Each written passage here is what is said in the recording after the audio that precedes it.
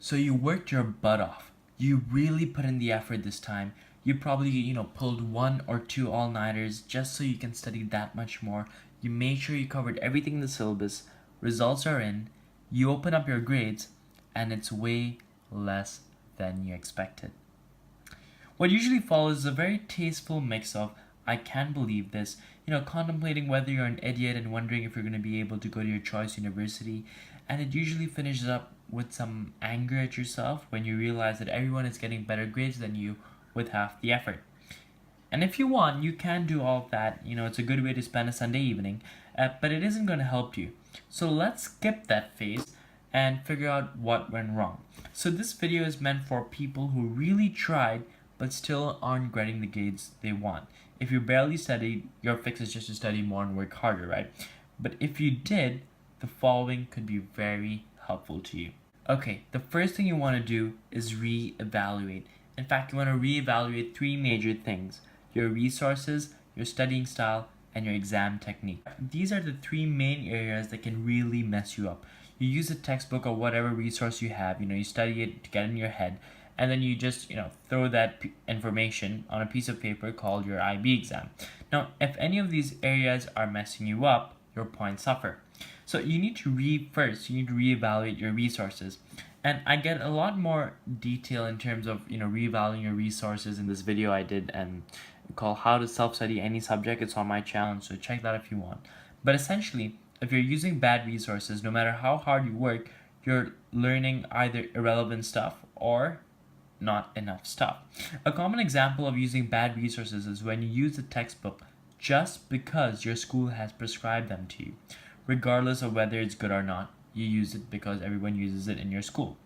Now think about that. I've talked about how I had to leave my school textbooks and find better ones that helped me study the subject. The textbook my school used was total garbage. It doesn't have to be textbooks also. Maybe your school, is telling you to study from PowerPoint presentations, or maybe your teacher has made his own notes and he wants you to study from that. If it doesn't work for you, right, you need to reevaluate. Go on IB Survival, go on Reddit, and find out what resources work best for you. You don't have to use the same resources everyone is using if it doesn't work for you. If you're using this really detailed textbook, but nothing's entering your brain, there's no point in reading that. You need to find something that really works. My friends' schools, their schools would order, Cambridge books, Oxford books, and none of my friends would really understand. They had to switch their textbook before they really got the subject, and for a long time they thought the subject was harder than it actually was just because they were using bad resources. So reevaluate your resources and make sure you're using good ones. All right, the next thing, you want to figure out how to reevaluate the way you study. So the point I'm trying to make is that you don't have to follow others, and this is especially true in this area because a lot of people follow others in terms of what works. I'll give you an example. Just because a lot of people are making notes and streams of notes for a particular subject, or they made their own study guides for like psych or bio, you don't have to follow them. And just because you don't follow them, that doesn't mean you're going to be a failure. Like for me, everybody emphasized making notes for my subjects, because for some reason writing in your own words makes it easier for your brain to comprehend. And while there may be some truth to it, what I found worked for me was, instead of spending all that time making notes, I thought that it would be much more helpful if I just read my textbook more slowly and really understood things as I went through. And so for me, even though I checked online, I checked my school, everyone was making notes. I asked my friends in other school, everybody was making notes. I checked online, everybody was making notes. I didn't make notes. The point is, you don't have to follow what everybody else is telling you to do just because it works for them. You're a different person. You study differently, you think differently. Maybe YouTube videos work for you. Maybe, flashcards work for you. Do what works for you. And a good indication of you needing to reevaluate your studying style is if when you're reading, or what you're doing as you're studying, if you feel that nothing's going into your head, that's a very good indication that you need to reevaluate this part. All right, next thing, exam technique. There are a ton of people who they know 99% of the syllabus, right? They know the syllabus super well, inside and out. They can recite every single syllabus statement and accompanying information, but they always get terrible in tests. Why? Because they don't know exam technique. For example, in maths, I was surprised that not many people know how many marks you get for working, for intermediate steps before you get your final answer. They think that the final answer is what's needed to get the most marks, but no, the final answer is just one small mark, and all of this is revealed in the mark scheme. Some people are just so smart that they skip steps in their head because they don't need them, right? But the IB mark scheme wants you, it's begging you to write those easy steps just to give you those marks. So, not having good exam technique kills your grades like nothing else. And there are things like this for all subjects. It's very simple. If you want to get good at exam technique, all you have to do is practice past papers and really study the marking schemes. See what examiners want. They always write in the marking scheme where you get your marks. Just look into the mark scheme, study it, and it'll be like a revelation to you how many easy marks you're missing. All right. Think about all these three things, reevaluate which of these aspects are messing you up, and change your approach to them. All right, the next thing, and this is something that works more for quantitative and complex subjects like math, physics, chem, and that's to fill in gaps of knowledge. Okay, I'll use myself as an example. For grade 9 and 10, I never passed maths tests. I would always score below 50. And then in my last year, I found this little middle-aged woman, and she worked as an IGCSE math tutor. I said, anyway, things are not working out. Let me go and try her. And when I started taking lessons with her, her jaw just dropped because she realized that it wasn't that I was dumb, but I had extreme gaps in knowledge for maths. Like it was 6 months before IGCSE exams, and I didn't even know how to cross multiply or divide with a negative number or even do some basic forms of algebra. So I worked extremely hard with her initially, not to learn my syllabus. No. I learned to fill in all that back knowledge that I was missing. I would spend hours at her place just learning basic stuff from the start of the ninth grade. And for the first time, the next test I had, I got a 62. 2-3 months later, I got somewhere in the range of 90s for my final state exam, and I got an A for my IGCSE math exam. I was ecstatic because math was my worst subject, but I never knew that it was all because I barely paid attention in my earlier grades, so I had extreme gaps in knowledge.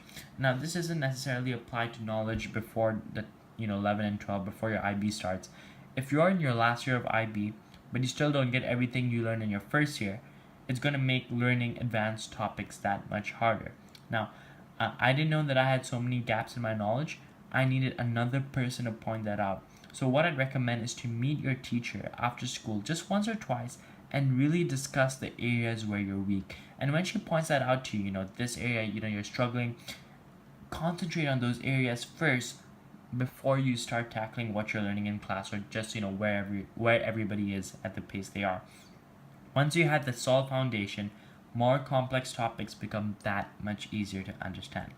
All right, last thing I'd recommend, and note this, only try this if you've really given it your all. You've exhausted all your resources, all your textbook, the YouTube videos, extra time with your teacher.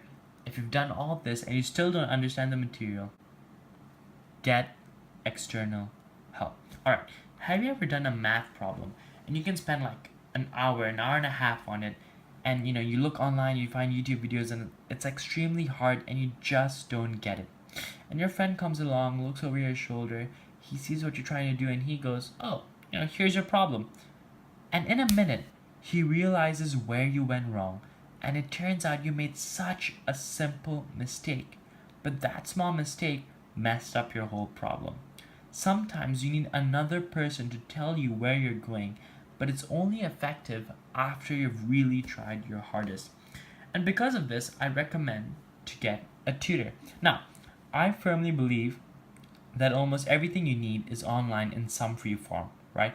But if you need a structured way to learn something according to the IB syllabus, a proper IB experienced tutor can really make a difference. Not just somebody that has attended a bunch of bogus IB workshops, or just because a teacher has taught the subject for 13 years doesn't mean he's a good tutor, alright?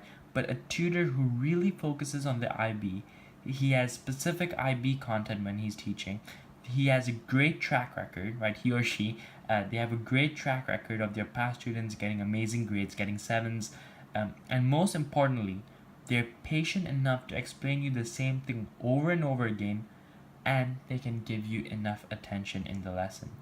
These are the types of tutors that can really make a difference. Now, you don't have to take a tutor indefinitely. Like for me, I used a tutor for about 4 months for Math SL and then I stopped, right? After a while, I got good enough at the subject to take care of myself. And she helped me with my high A and my course. And so, in addition to all the online resources I was using, she took me that much farther than I could myself. However, once I knew that I could do this myself, once I knew I could handle the subject myself, I stopped my lessons. So here's the problem. IB experienced tutors are quite expensive. I know they usually go for, a good one will probably go for around $60, and not everybody has that kind of money. And not everyone can afford reoccurring lessons at that price.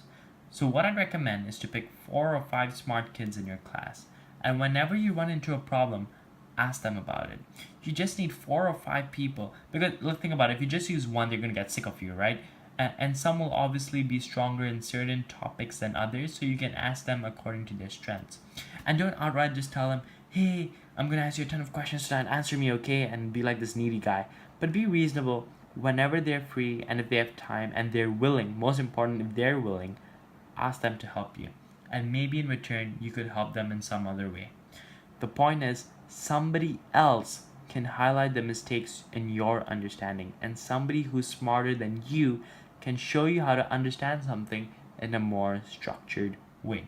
And over time, not directly, but over time, you'll get those aha moments and you'll make strides of progress in that subject.